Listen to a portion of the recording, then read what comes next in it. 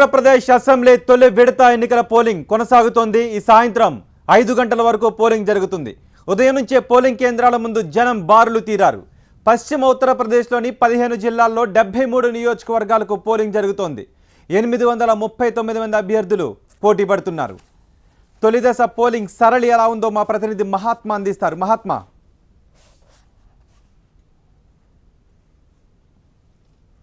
ఈ పోలింగ్ ఊపందుకుంది.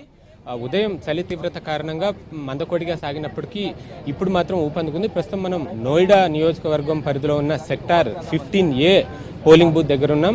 ఈ పోలింగ్ బూత్లోనే కేంద్ర మంత్రి మహేష్ శర్మ తన ఓటు హక్కు వినియోగించుకున్నారు. అలాగే ఈ నోయిడా అభ్యర్థి బీజేపీ భారతీయ జనతా పార్టీ తరఫున అభ్యర్థిగా ఉన్న పంకజ్ సింగ్ తన ఓటు హక్కు వినియోగించుకుని వెళ్తున్నారు.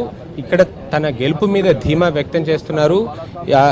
అనేక అంశాలు అంటే ఉత్తరప్రదేశ్ని ఎన్నికల్ని ప్రభావితం చేసే అనేక అంశాలు వివరిస్తున్నారు. ముఖ్యంగా ఇక్కడ లా అండ్ ఆర్డర్ పరిస్థితి, యూపీ అంటేనే లా అండ్ ఆర్డర్ పరంగా ఎంత అధ్వానంగా ఉంటుందో తెలిసిందే. సార్ एक minute what are the main issues sir? What are the main? धीरे धीरे बढ़ाइए।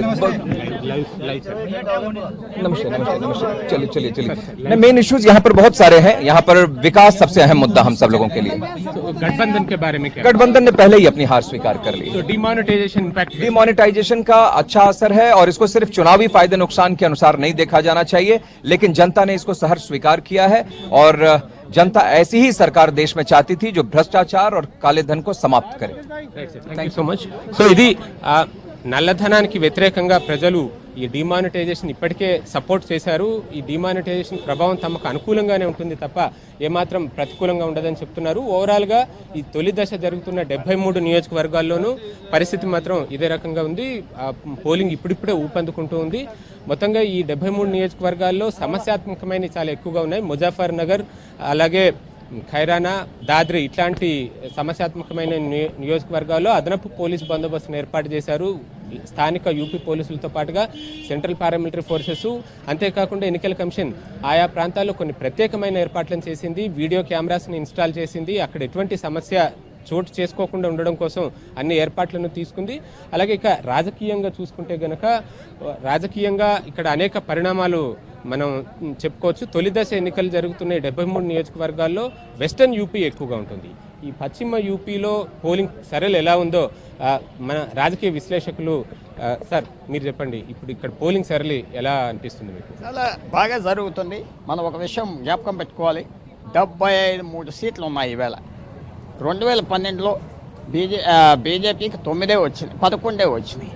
ఇప్పుడు వాళ్ళు ఈ 11 మీద పెంచుకోగలిగితే మంచి రిజల్ట్ వస్తుంది. ఇంకో విషయం ఏంటంటే 2014లో బీజేపీకి ఇక్కడ 68 సీట్లు వచ్చింది, ఆ 73కి. చాలా వరకు తగ్గిపోయిన బీజేపీ ఆశ ఏమిటంటే మనకి 30% వచ్చినా మనకు 40-50 సీట్లు వస్తాయని. ఇక్కడ కనుక బీజేపీ సరిగ్గా చేస్తే మిగతా యూపీలో నిలబడటానికి అవకాశం ఉంది. అంటే లోక్సభ పోలింగ్ కి ఇప్పుడు అసెంబ్లీ పోలింగ్ కి డిఫరెన్స్ ఉంటుంది కదా, స్థానిక అంశాలు ఎక్కువగా ప్రభావితం చేస్తుంటాయి. ఇక్కడ లా అండ్ ఆర్డర్ ని ప్రధానంగా బీజేపీ ఒక ఆయుధంగా చెప్తుంది. యూపీలో శాంతి భద్రతలు సరిగా ఉండవు. ఇంతకుముందే పంకజ్ సింగ్ వెళ్తూ కూడా మాట్లాడారు. సో దీని ఇంపాక్ట్ ఎలా ఉంటుందండి? అంటే మనం ఈ వెస్టర్న్ యూపీ అనేది ఇవాళ జరిగేది ఢిల్లీకి అంతా 50 మైళ్ళు 60 మైళ్ళ లోపల ఉన్నది కాబట్టి ఢిల్లీ ఇంపాక్ట్ కూడా ఉండొచ్చు. బీజేపీ ఢిల్లీ బలంగా ఉన్నది కాబట్టి ఇక్కడ ఇంపాక్ట్ చూపెట్టవచ్చు. 50% ఓటు 2014లో వచ్చిన బీజేపీకి 30% అయినా ఇప్పుడు వస్తే స్థానిక కారణాల గురించి అంత తగ్గినా తగ్గినా వాళ్ళకి మంచి రిజల్ట్ వస్తుంది. 24 వచ్చినాయి పోయినసారి బహుజన్ సమాజ్ పార్టీకి, సమాజ్వాదీ పార్టీ.